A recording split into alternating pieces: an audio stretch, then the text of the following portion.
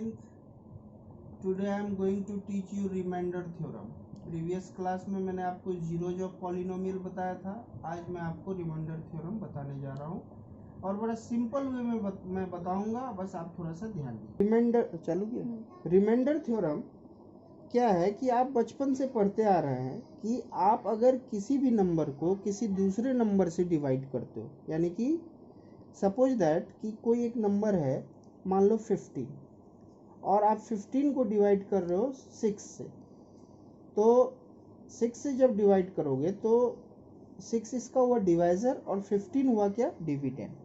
तो अगर आप डिवाइड करते हो तो 6 2 जा 12, तो यहाँ क्या बच गया 3।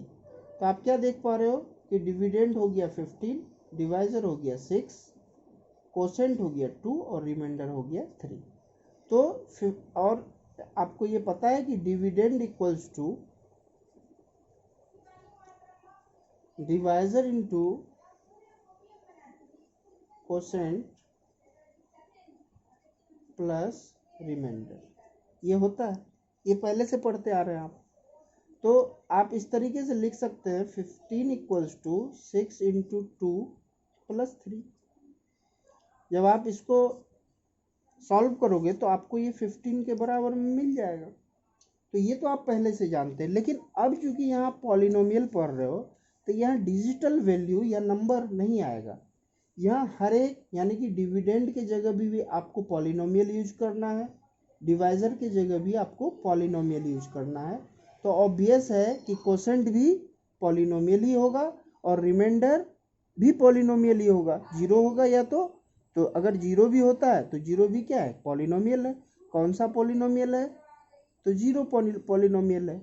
जीरो को भी हम लोग जीरो पॉलिनोमियल बोलते हैं।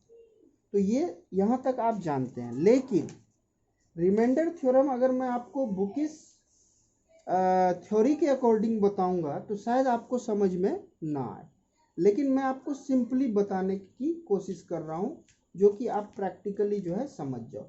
इसके लिए मैं देखो, डिवाइड करना तो आपको आता है, जो अलजेब्रिक डिवीजन है वो आपको आता है, लेकिन फिर भी मैं एक बार पहले आपको डिवाइड करना बता देता हूँ।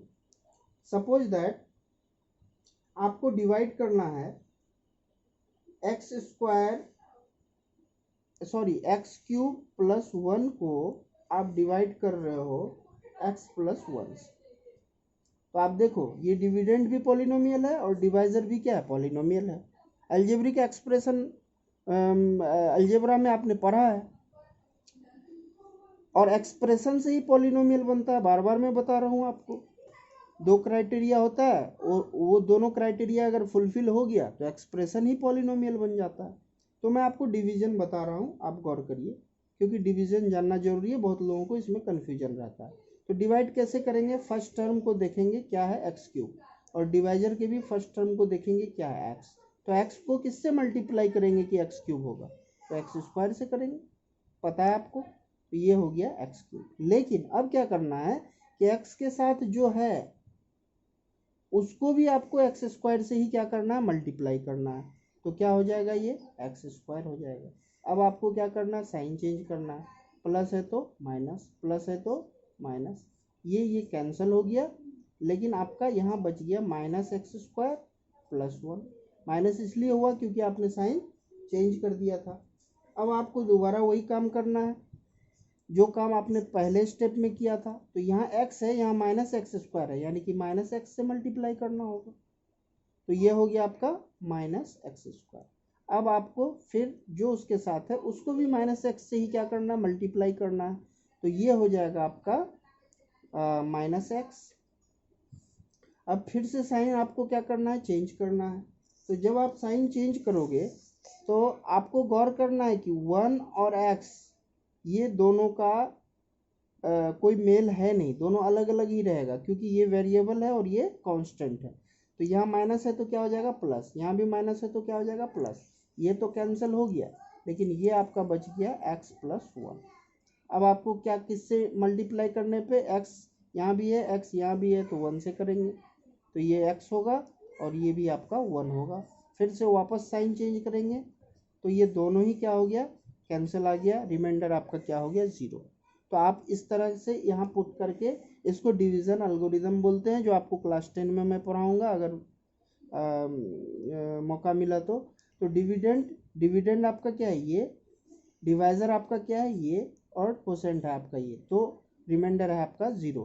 तो डिविडेंड जो है डिवाइज़र और कोसेंट को मल्टीप्लाई करके अगर आप उसको रिमाइंडर उसमें ऐड करते हो, रिमाइंडर तो 0 है तो कोई फ़र्क ही नहीं पड़ता, इसलिए डिवाइज़र और कोसेंट को मल्टीप्लाई अगर आप करोगे तो आपके डिविडेंड के बराबर में आ जाएगा।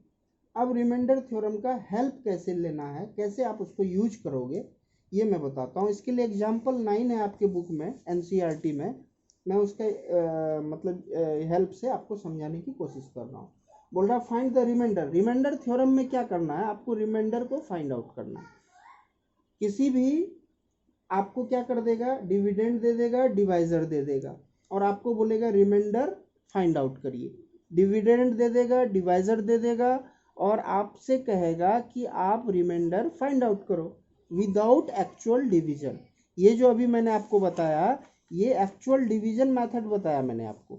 बिना इस मेथड के यूज किए हुए आप रिमाइंडर कैसे फाइंड आउट करोगे, इसी के लिए आप रिमाइंडर थ्योरम का इस्तेमाल करते हो। तो डायरेक्ट मैं इसका एप्लीकेशन आपको बता रहा हूँ। जैसे मान लो यहाँ दिया हुआ find the remainder when x4 plus x cube, लिख लेते हैं जो डिविडेंड दिया हुआ है, x4 plus x cube minus 2x square plus x plus 1, ये आपको दिया हुआ है। बोल रहा है फाइंड द रिमाइंडर व्हेन इतना is divided by x minus 1। x minus 1 से जब आप इसको डिवाइड करोगे तो रिमाइंडर क्या आएगा। तो इसके लिए आपको यहाँ तो इंडिकेट नहीं किया है कि आप कौन सा मेथड यूज करो, रिमाइंडर थ्योरम यूज करो या एक्चुअल डिवीजन मेथड यूज करो। तो एक्चुअल डिवीजन मेथड से तो आप रिमाइंडर निकाल दोगे, लेकिन यहाँ रिमाइंडर थ्योरम का यूज करके रिमाइंडर कैसे निकालना है ये बड़ा इजी है। देखिए जो डिवाइजर है उसके इक्वल टू में आप 0 पुट कर दीजिए। डिवाइजर यहाँ क्या था x माइनस 1, तो इसके इक्वल टू में हमने क्या किया 0 पुट किया, तो इससे x का वैल्यू निकल जाएगा, क्या निकलेगा 1।